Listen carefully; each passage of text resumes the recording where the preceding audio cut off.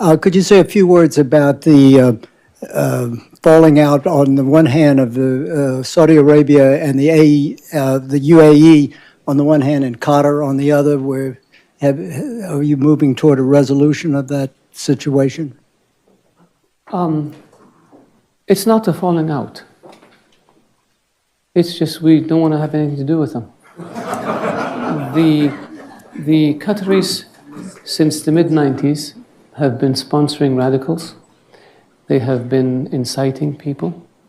They have become a base for the leadership for the Muslim Brotherhood, and the Muslim Brotherhood, you have to keep in mind, is what begot us Takfir and Hijrah, which begot us Al-Qaeda, which begot us Al-Nusra. The Qataris allow their senior religious clerics to go on television and justify suicide bombings. That's not acceptable. The Qataris harbor and shelter terrorists. That's not acceptable. And Nashri, the head of Al-Qaeda in the Arabian Peninsula in 2000, entered Saudi Arabia on a Qatari passport. We captured Al-Qaeda types coming into Saudi Arabia with Qatari passports. The Qataris know this. The Americans know this. The world knows this. The Qataris are funding dissidents in the Emirates and Bahrain and Saudi Arabia and in Kuwait in order to cause problems for those governments and to create instability. Why would you do this? The Qataris pay ransom to terrorist groups, including $500 million to Hezbollah in Iraq, $50 million to Qasem Soleimani, according to text messages between the Qatari ambassador in Iraq and the foreign minister of Iraq, including, I don't know how much to Hezbollah in Lebanon. Is that acceptable? If we gave $1 to Hezbollah in Iraq, we'd be sued in a court down the street. And so the Qataris use their media platforms to spread hate. The Qataris send weapons to Al-Qaeda affiliated militias in Libya. The Qatari Emir was conniving with Gaddafi on how to overthrow Saudi Arabia. The Qataris connected Gaddafi with a Saudi dissident in London who they fund, who connected the Libyans with a group in Mecca with the objective of assassinating the then Crown Prince, later King of Saudi Arabia. Is this acceptable?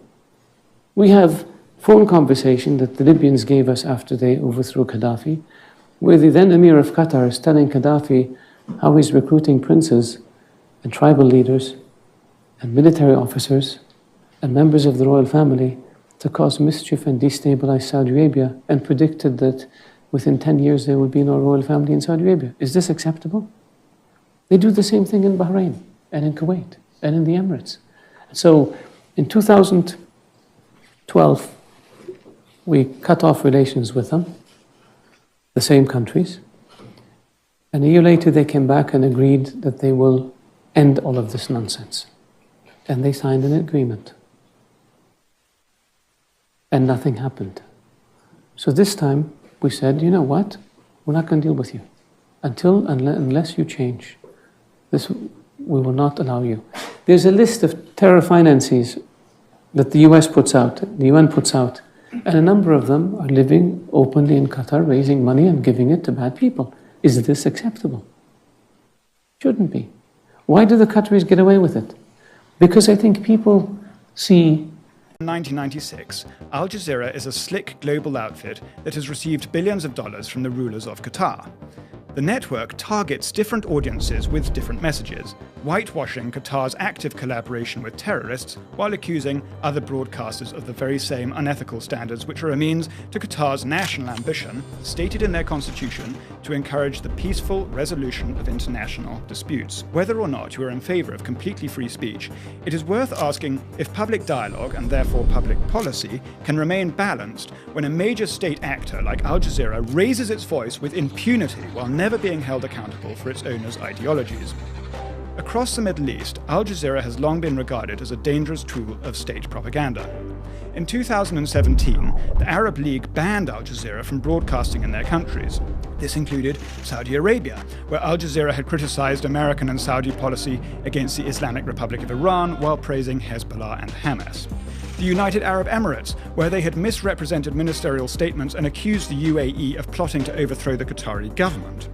Bahrain, where Al Jazeera ran a lurid and politically charged smear campaign on its living conditions, and Egypt, where Al Jazeera played an instrumental role in toppling the regime during the Arab Spring, and 3 of its journalists, Peter Grest, Mohammed Fahmy, and Baher Mohammed, were sentenced to a 10-year imprisonment for collaborating with the Muslim Brotherhood. But it's not just the Arab League. The Maldives, Mauritania, Senegal, Jordan, and the Bangladeshi Federal Union of Journalists have also demanded a ban on Al Jazeera's transmission. $6 billion to 81 American universities since 2007, including Georgetown, Carnegie Mellon, Virginia Commonwealth, Yale, and Stanford. Harvard have received $8 million since 2020 alone. Texas A&M have received $404 million since 2015, Northwestern $600 million, and Cornell $1.5 billion since 2015.